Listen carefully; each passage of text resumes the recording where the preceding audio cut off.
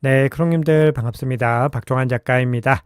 자, 밤사이에 고용지표와 경기지표가 예상보다 약하게 나오면서 금리 인상 부담이 다소 완화가 됐습니다. 그래서 비트코인도 일시적으로 60K를 회복을 했는데요.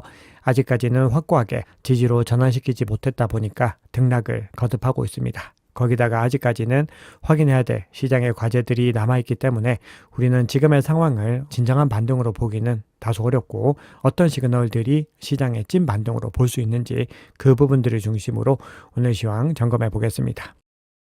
자, 요즘에 박 작가와 크립토 연구소를 사칭한 가짜 채널들이 많이 만들어지고 있습니다. AI 영상을 통해서 금전을 요구하거나 스테이킹, 예치 등을 요구하는 영상들인데요. 모두 다 사기 영상들이기 때문에 우리 크롱님들은 절대로 속으시면 안 됩니다. 박 작가와 크립토 연구소는 그 누구에게도 절대 금전을 요구하지 않습니다. 네, 그러면 뉴욕 증시 상황부터 한번 살펴보겠습니다. 2분기가 굉장히 강세로 마감이 됐고 7월의 첫 거래일이었는데요. 3대 주가 지수 모두 다 하락세로 마감을 했습니다. 그동안 상승폭이 컸던 AI, 반도체 업종을 중심으로 차익 실현 매물이 나오면서 숨고르기에 들어갔습니다.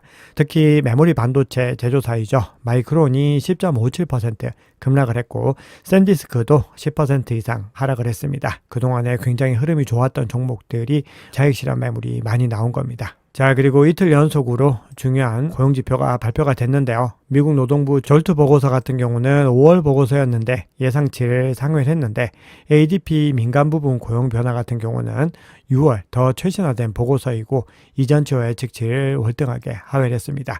거기다가 제조업 구매 관리자 지수와 ISM 제조업 구매자 지수가 모두 다 예상치를 하회하면서 고용과 경기가 둔화되는 시그널이 나왔습니다. 자, 거기다가 케빈 허시 연준 의장이 인플레이션이 이제 완만해지고 있다 이렇게 밝히면서 전반적으로 연준의 추가 금리 인상 가능성이 낮아지는 모습입니다. 자, 그래서 오늘 주요 고용 보고서이죠. 실업률과 비농업 고용 지표가 발표가 되는데 그 결과에 따라서 또 추가적인 변동성이 나타날 수 있습니다. 자, 현재 시점에서 암호화폐 시장 내부적으로 가장 중요한 이슈입니다. 스트래티지 관련된 이슈도 한번 살펴볼 텐데요. 스트래티지가 STRC 배당률을 연 12%로 높이면서 우선주 가격 방어에 나섰다라는 소식을 어제 전해드렸는데요. 마이크 세일러 창립자는 엑스포싱을 통해서 STRC 가격이 향후 99에서 100달러에 고정되도록 하는 이 부근에서 거래되도록 하는 것이 목표다라고 밝혔습니다. 현재 87.46달러까지 반등을 했고 장중 한때는 최대 89달러를 넘어서기도 했습니다. 하지만 아직까지는 이 가격 구간까지는 도달하지 못했고요. 그리고 엠나브 같은 경우는 어제 1.05에서 다시 1.06으로 상승을 하면서 스트래티지의 펀더멘털이 일정 부분 회복이 되는 것을 볼 수 있습니다.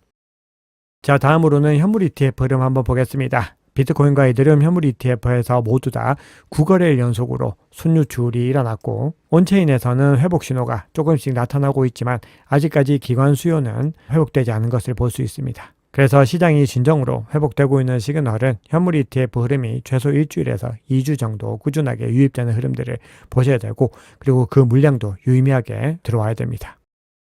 네, 그러면 온체인 지표를 비롯해서 각종 지표들 통해서 시장의 상황 조금 더 깊이 있게 들여다보겠습니다.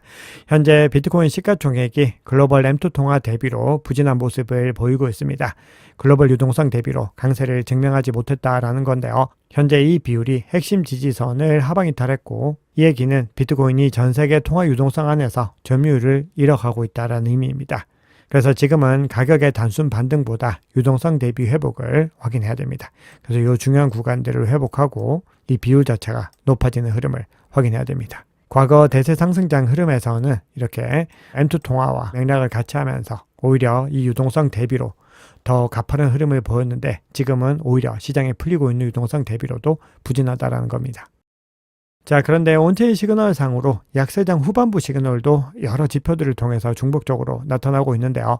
먼저 비트코인 수익권 공급 비율이 과거 약세장 바닥에서 찍었던 그 구간들 근처까지 내려온 것을 볼 수 있습니다. 이 얘기는 지금부터 해서 시간 조정이 어느 정도 이루어질지, 즉 횡보 구간이 언제까지 갈지는 알 수 없지만 그래도 바닥에 굉장히 가까운 구간까지 진입을 했다라는 시그널로 해석을 할 수 있습니다.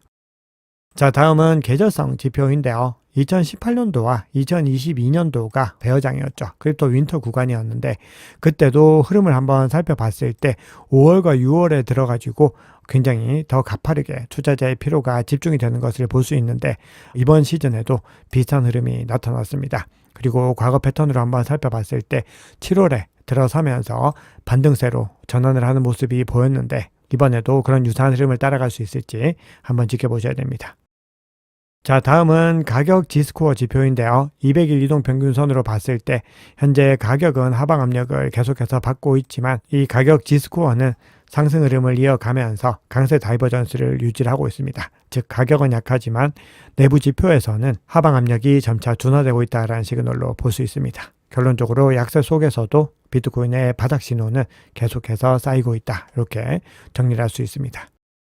자, 마지막으로 장기 보유자 지표 한번 살펴보겠습니다. 장기 보유자의 순 포지션 변화인데요. 현재 매수세를 이어가고 있습니다. 특히나 비트코인 가격이 60K를 일시적으로 하회한 상황에서도 장기 보유자들의 물량을 오히려 더 늘리는 것을 볼 수 있습니다. 현재 ETF 순유출이 이어지고 있는 상황이지만 장기 보유자는 꾸준하게 매집을 하면서 물량을 소화하고 있는 것을 확인할 수 있습니다. 네, 그러면 시장의 중요한 흐름 한번 살펴보겠습니다. 먼저 수급과 전망 부분 한번 볼 텐데요.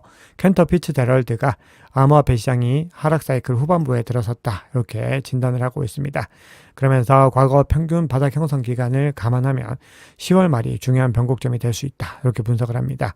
자, CT 같은 경우는 ETF 순유출과 IPO로의 자금 이동, AI 자산 선호, 규제 지연을 이유로 해서 비트코인의 12개월 목표가를 원래 112K에서 82K로 낮췄습니다. 새로운 상승 촉매가 나오기 전까지는 기간적인 복귀가 제한적일 수 있다는 평가이고 개인적으로는 새로운 상승 촉매를 일단 클래리티 법안으로 보고 있습니다. 자, 다음으로는 옵션 시장인데요. 비트코인 옵션 시장에서 콜보다 풋옵션이 가격이 높게 형성이 되면서 하락 방어 수요가 커지고 있습니다. 특히 9월 만기 5만 달러 풋옵션 매수세가 커지는 걸로 봤을 때 3분기 말까지 추가 변동성을 경계하는 흐름을 옵션 시장에서는 보이고 있다. 이런 분석이 나옵니다. 자, 다음은 조금 더 중장기적인 관점에서 규제와 채택 관점 한번 살펴볼 텐데요. 한국은행이 중앙은행 돈과 예금뿐 아니라 국채 주식 같은 자산까지 토큰화하는 방향을 제시를 했습니다. 토큰화된 국채가 통화원장 안에서 발행 유통되면 통화정책과 금융 안정에도 활용될 수 있다. 이런 구상을 보이면서 이 시대 정신, 시대 흐름을 따라가는 움직임을 보이고 있습니다. 자, 그런 가운데서 또 미국의 특정 주를 중심으로 해서 암호화폐 ATM 금지, 거래 제한 규제가 확대가 되고 있습니다. 기존 ATM 사업자들의 수익 구조에 압박이 커지고 있고 비트코인의 사용성 측면에서는 부정적인 이슈로 볼 수 있습니다.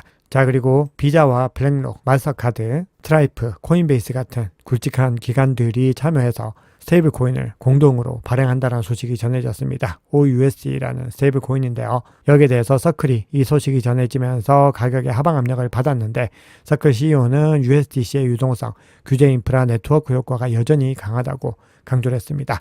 결론적으로 스테이블 코인을 중심으로 해서 치열한 경쟁이 일어나게 될 것이고 결국은 미래 금융을 차지하기 위한 치열한 패권 경쟁으로 볼 수 있습니다. 네, 바이낸스 CBD와 코인베이스 프리미엄 지표 한번 보겠습니다. 현재 바이낸스 CBD 상으로 58K에 가장 뚜렷하게 매수벽이 형성되어 있고 그 하단으로는 빼곡하게 매수벽이 형성되어 있습니다. 이 가격 밑까지는 가격이 내려가지 않도록 하겠다라는 매수세의 의지를 볼 수 있는 거고요. 매도벽 같은 경우는 61K 부근에서 강하게 형성이 되고 있고 이 여파로 다시 비트코인 가격은 하방 압력을 받고 있습니다. 전체적인 주요 바이낸스 주체들 흐름 한번 살펴봤을 때 가장 큰 규모의 갈색과 보라색이 진입을 하면서 일시적으로 매수세 우위가 나타나고 있는데요. 흐름이 이어질지 꾸준히 지켜보셔야 되고요. 코인베이스 프리미엄 지표는 일시적으로 강하게 반등을 했지만 여전히 낮은 수준이고 깊은 음수 영역에 머물러 있습니다. 미국 기관들이 적극적으로 진입하지 못하고 있다는 것을 의미합니다. 자, 비트코인 차트 한번 보겠습니다. 비트코인 가격이 일시적으로 60K를 회복하면서 숨통이 트이나 했는데 현재 초량시점 기준으로 다시 60K를 하회하고 있습니다. 60K와 그리고 그 상단에 62.3K의 20일 이동 평균선 그리고 주봉 기준으로 200주 이동 평균선까지 회복하지 못하면 언제든지 하방 압력이 이어질 수 있습니다. 이 중요한 구간들을 상단 돌파한 이후에 지지로 전환하고 큰 거래량이 동반되는 것이 중요합니다. 현재 RSI는 일시적으로 이평선을 넘어섰고 MACD 같은 경우는 일본 기준으로 골든크로스가 포착이 됐지만 주봉 기준으로는 약세의 흐름을 이어가고 있습니다. 그래서 아직까지는 추세가 완전히 전환되지 못했다라고 볼 수 있습니다.